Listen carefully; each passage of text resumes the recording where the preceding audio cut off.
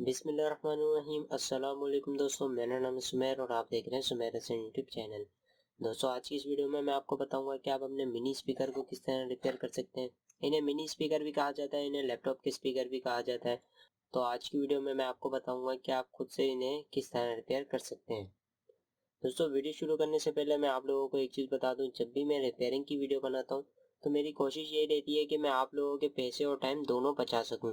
क्योंकि अगर आप इस तरह के स्पीकर को मैकेनिक से रिपेयर करवाएंगे तो अक्सर मैकेनिक तो मना कर देते हैं, और उसकी रीज़न ये है कि ये काफ़ी ज़्यादा सस्ते स्पीकर हैं, और अगर कोई इसको रिपेयर भी करता है तो वो इतनी ज़्यादा कॉस्ट बताता है रिपेयरिंग की कि आप खुद से ही मना कर देते हैं, आप रिपेयर नहीं करवाते। जैसे कि लास्ट टाइम मैंने अपना आर्डियोनिक का स्पीकर जो है रिपेयर करवाना था, जिसमें 2 स्पीकर और 1 बूफर था। तो उसके लिए जब मैं रिपेयरिंग के लिए मैकेनिक के पास गया था तो उसने मुझे एस्टिमेट जो है 1500 रुपये खर्चा बताया था, जो कि काफ़ी ज़्यादा थे, जिसे मैंने खुद से रिपेयर करके उसके लिए भी एक मैंने सेपरेट वीडियो भी रिकॉर्ड करी थी। और उसकी रिपेयरिंग जो है मैंने तकरीबन 300 या 350 रुपये में जो है मैंने अपने स्पीकर को बिल्कुल ओके कर लिया था। और आज की वीडियो में इन मिनी स्पीकर को बिल्कुल ओके करेंगे। तो स्पीकर की रिपेयरिंग के लिए सबसे पहले आपने स्पीकर को खोलना है और उसका सर्किट बाहर निकालना है।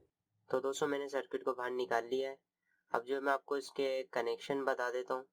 ये जो आप ब्लैक वाला और रेड वाला देख रहे हो, ये पावर सप्लाई के तौर पर है, यानी इसको पावर देने के लिए बोर्ड को। उसके अलावा यहाँ पर ये 3 तार देख रहे हो, ये ऑक्सेबल वाले तार हैं, जिसमें से वाइट वाला जो है राइट के लिए और ऑरेंज वाला जो है लेफ्ट, और जो ब्लू वाला है ये ग्राउंड के तौर पे इस्तेमाल हुआ है। उसके अलावा 2 तार जो है आप यहाँ पे देख सकते हो, जो कि सर्किट से अलग है।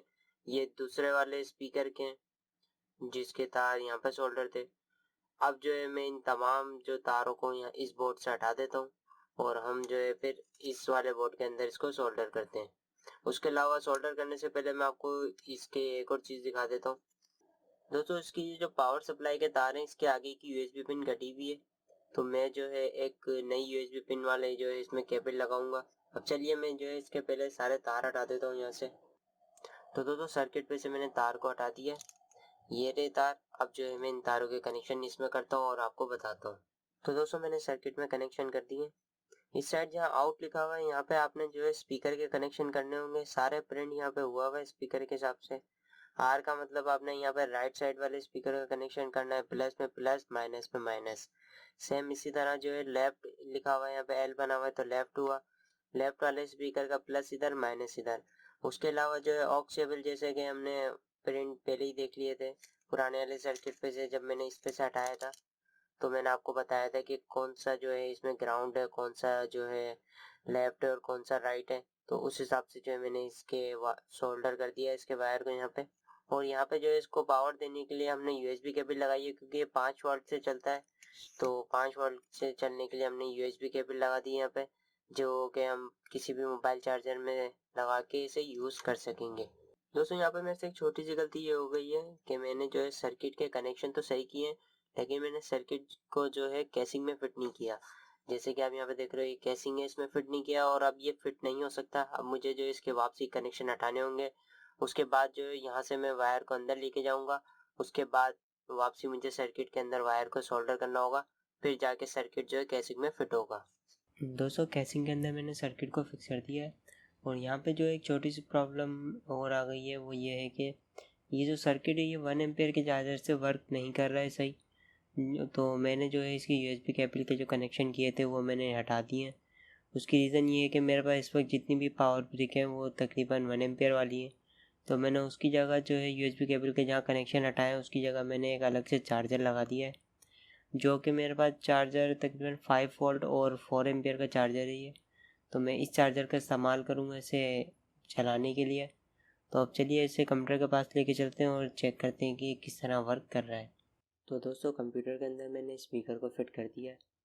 इसका चार्जर मैंने प्लग में लगा दिया है, और उसके अलावा जो इसकी पिन है ऑडियो पिन, वो मैंने जो है एडाप्टर के साथ कनेक्ट करके उसे एलसीडी से कनेक्ट कर दिया है।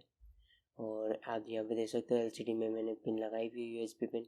दोस्तों, इसके अलावा अगर आपको मॉनिटर के यूएसबी सॉकेट ऑन करना नहीं आते हैं तो उसके मुतालिक मैंने एक वीडियो बनाई है, आप वो वीडियो देख के आप भी अपने मॉनिटर में जो है यूएसबी को प्ले कर पाएंगे। तो अभी जो है मैं स्टार्ट करता हूँ। यहाँ पे मैं एक ऑडियो ट्रैक यहाँ पे स्टार्ट कर रहा हूँ।